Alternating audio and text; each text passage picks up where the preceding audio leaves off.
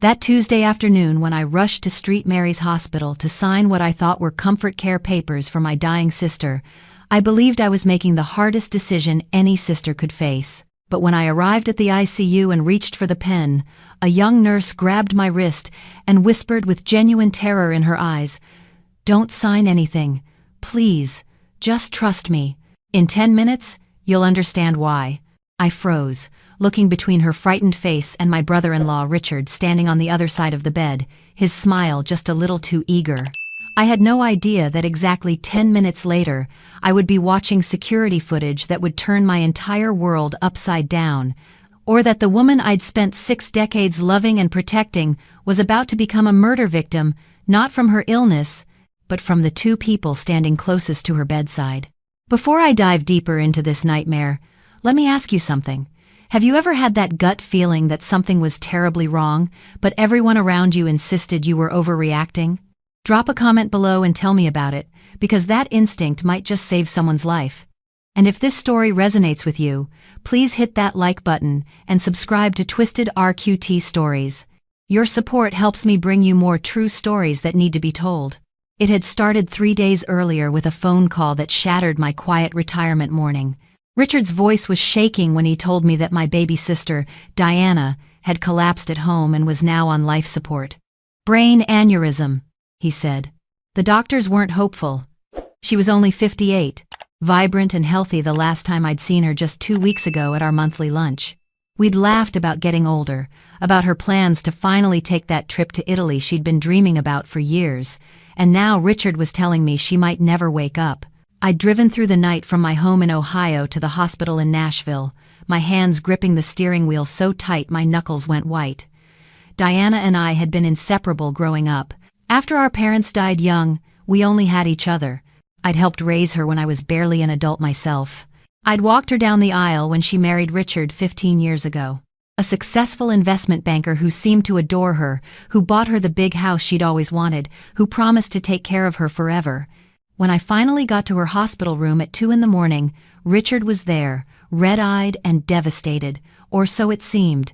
He hugged me, told me the doctors said there was no brain activity, that Diana would want to go peacefully, with dignity. He'd already started talking about arrangements, about how she'd always said she didn't want to be kept alive by machines. I was too shocked, too grief-stricken to question any of it.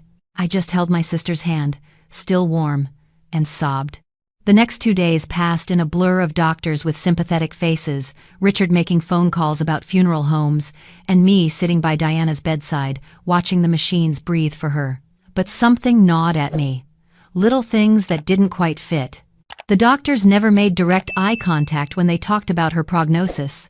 Richard kept pushing for me to sign the DNR order, to authorize removing life support, always with this urgency that felt off. And there was this woman, younger, probably in her 30s, who kept appearing at odd hours, standing close to Richard, touching his arm in a way that seemed too familiar. When I asked Richard who she was, he said quickly, "Oh, that's Cassidy. She's a grief counselor the hospital assigned to us. She's been such a help. But grief counselors don't usually wear designer handbags or look at a patient's husband the way she looked at Richard." On that Tuesday afternoon, Richard called me at my hotel. His voice had a strange brightness to it. "Martha, I think it's time. I know this is hard, but Diana wouldn't want this.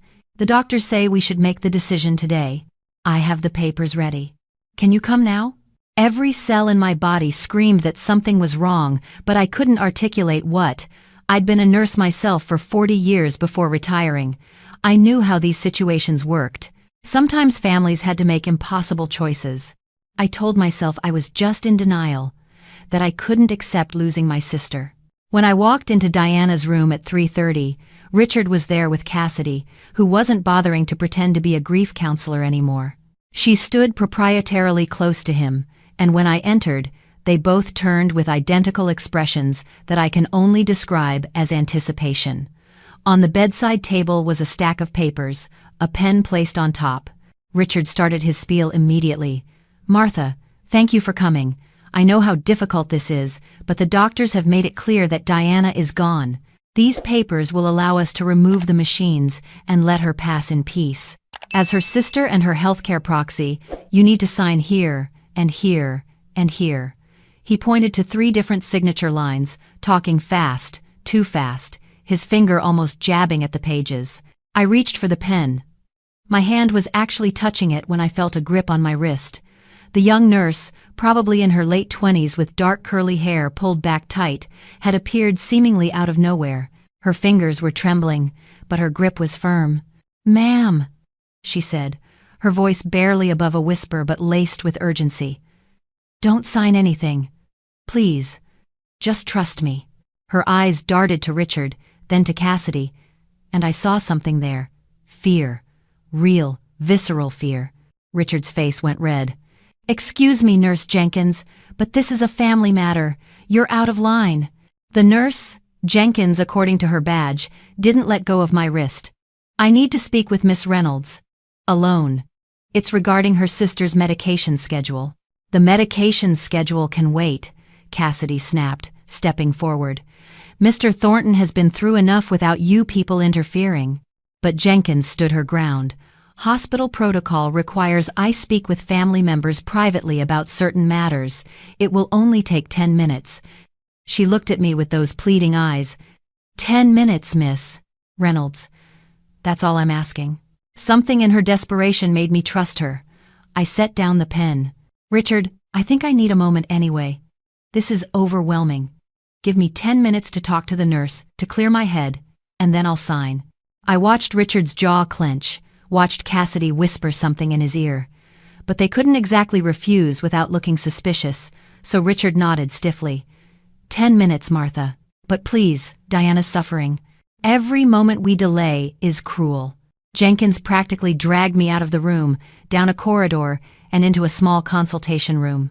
She locked the door behind us, and I saw her hands were shaking so badly she could barely manage it.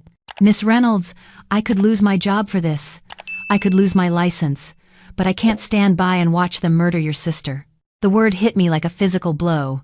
"Murder? What are you talking about?" the doctors said. "The doctors don't know what I know," she interrupted. "I've been Diana's primary nurse for the past 72 hours. I've watched her neurological responses. Miss Reynolds, your sister is not brain dead. She's in a medically induced coma, yes, but her EEG shows activity.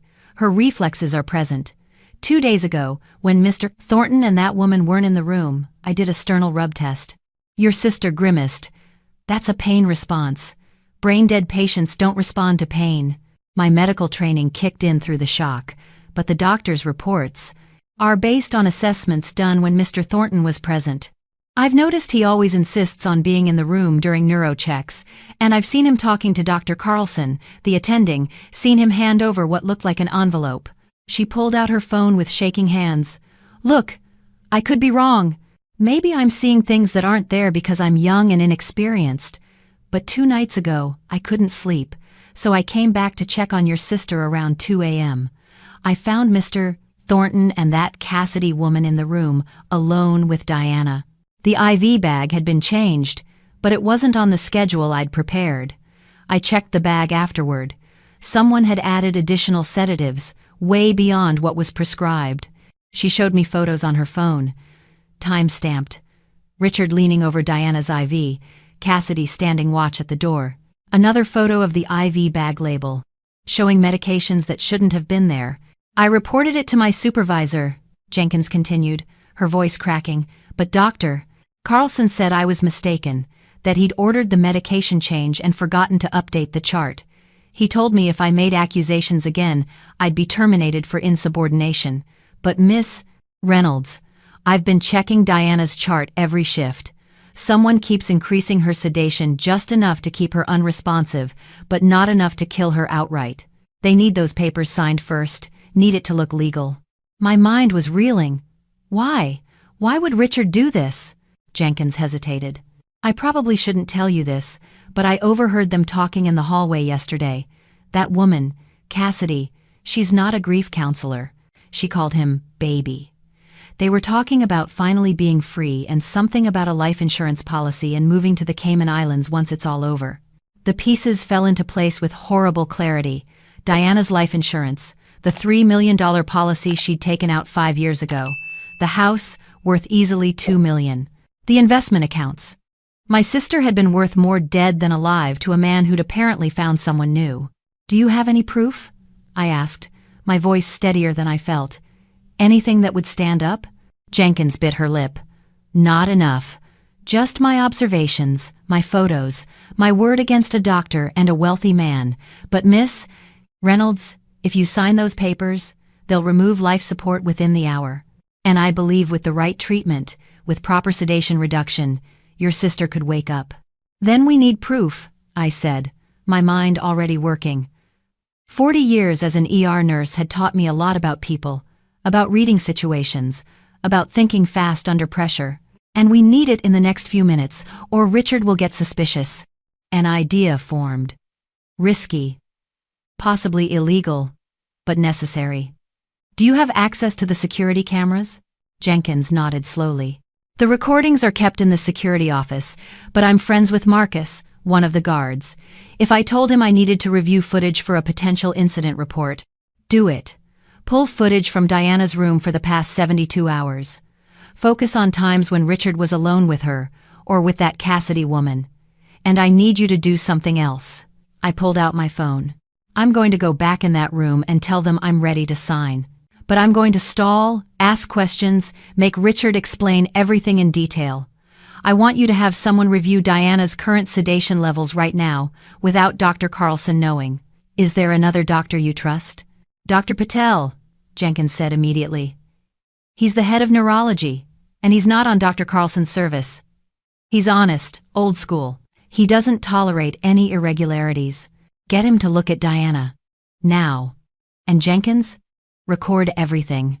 If Richard and Cassidy say anything incriminating while I'm in there, we need it documented." She nodded, understanding dawning in her eyes. "The room has audio monitoring for patient safety. If I activate it from the nurse's station, everything said in that room will be recorded. Do it. I'll give you 20 minutes instead of 10. Tell Richard I needed medical clarification about the forms." 20 minutes later, I walked back into Diana's room, my heart pounding but my face composed. Years of keeping calm during codes in the ER served me well. Richard stood immediately, that false concern plastered on his face. "Martha, finally. Are you ready?" "Almost," I said, picking up the papers. "I just need to understand a few things first. As a nurse, I need to be sure we're doing the right thing." I watched Richard's eye twitch. Cassidy moved closer to him, and I noticed for the first time that she was holding his hand, not hiding it anymore. "What is there to understand?"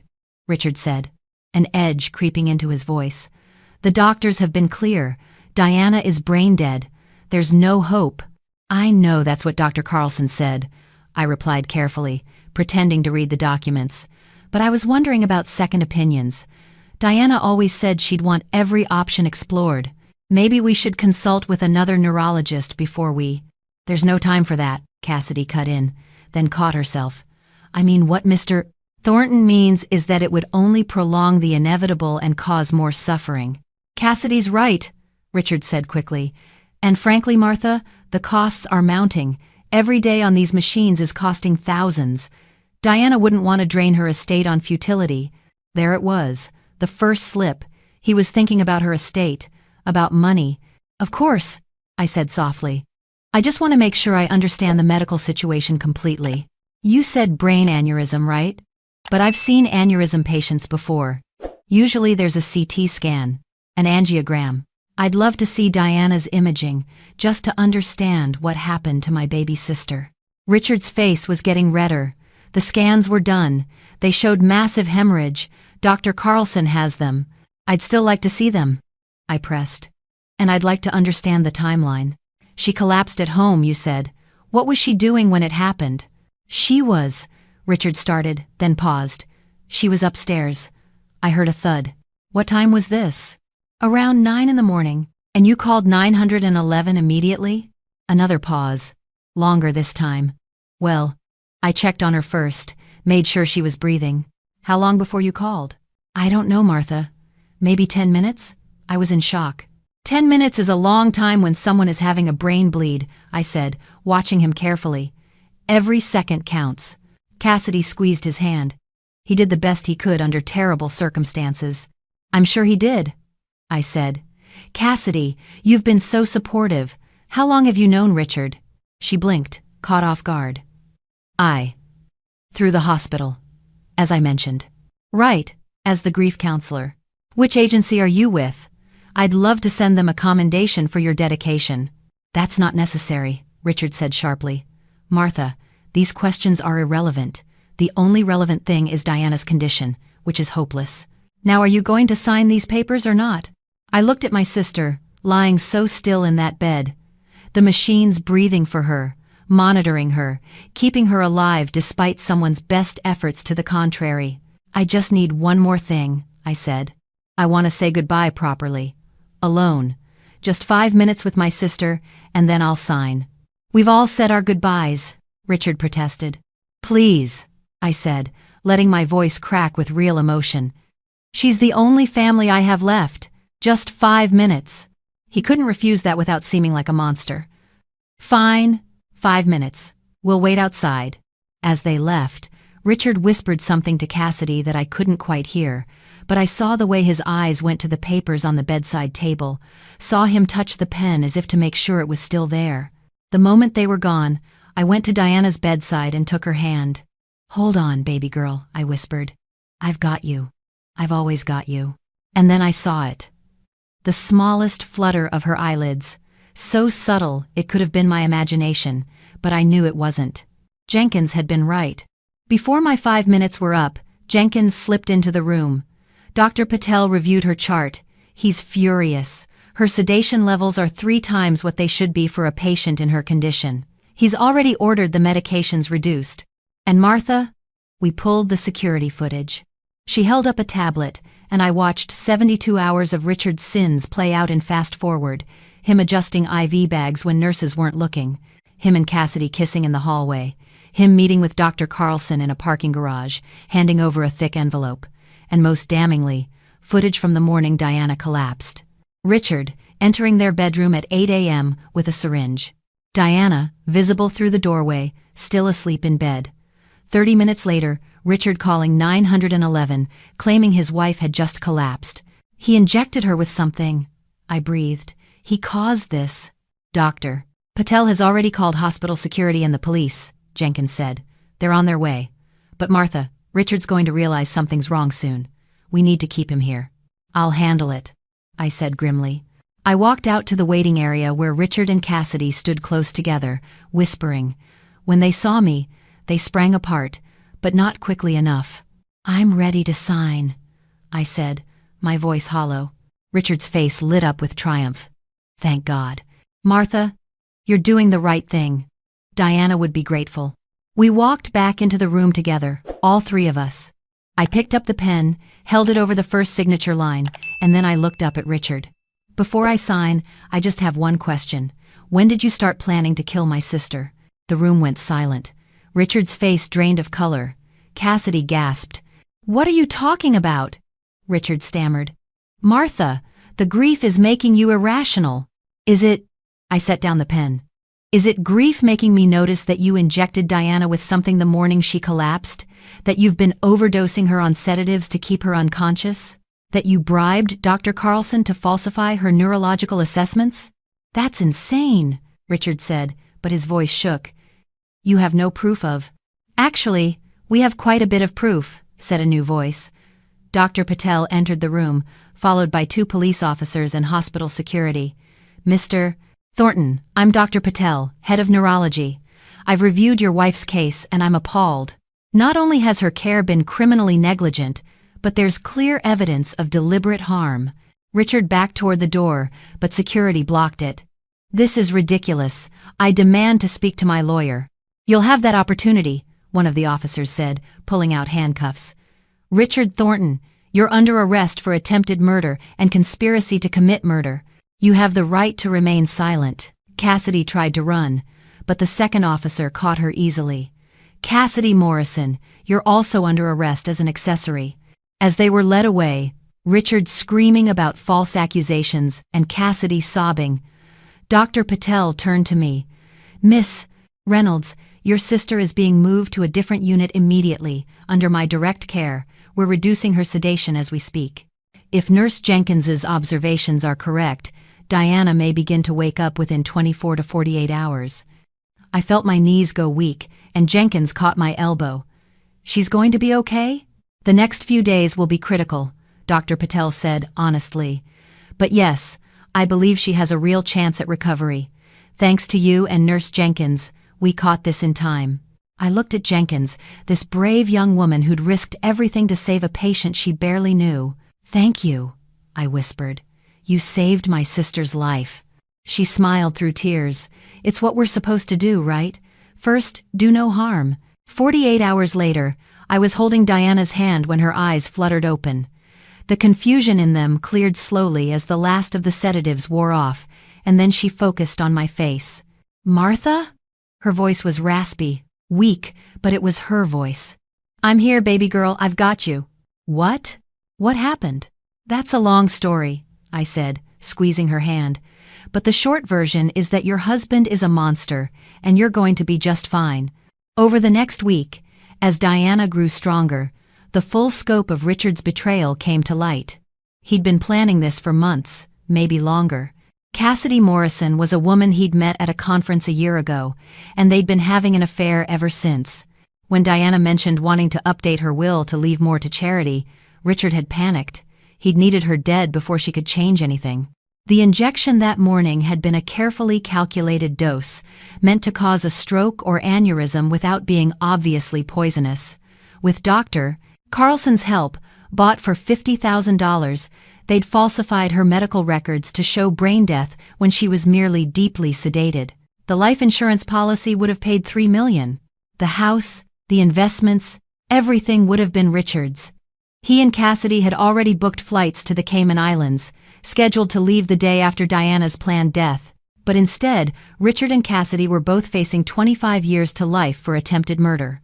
Dr. Carlson lost his medical license and faced charges of conspiracy and medical fraud. And Diana, against all odds, made a near-complete recovery. 6 months later, I stood beside Diana in divorce court. She was thinner, walked with a slight limp that the neurologist said might never fully disappear, but she was alive. The judge granted her everything, every penny, every asset. Richard would have nothing but his prison cell. As we walked out of the courthouse into the bright sunshine, Diana linked her arm through mine. Thank you, she said quietly, for not signing those papers, for trusting your instincts. Thank Nurse Jenkins, I said.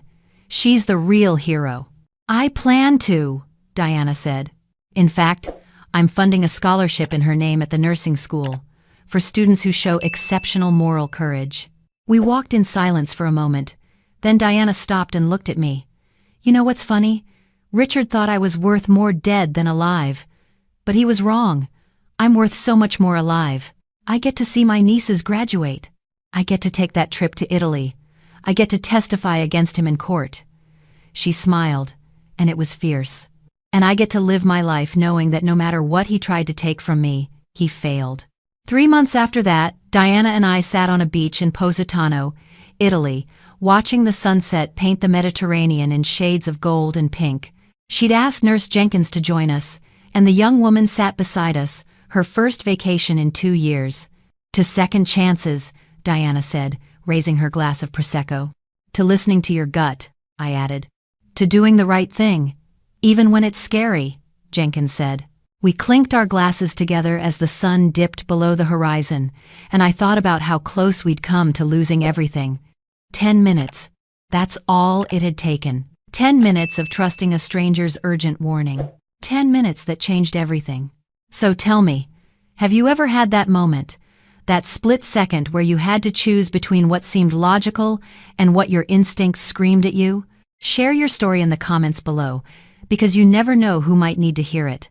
And if this story moved you, please share it, because somewhere out there, someone might be facing their own 10-minute decision. Let's make sure they make the right one. Thank you for watching Twisted RQT Stories. If you want to hear more true stories that will make you think twice about trusting the wrong people,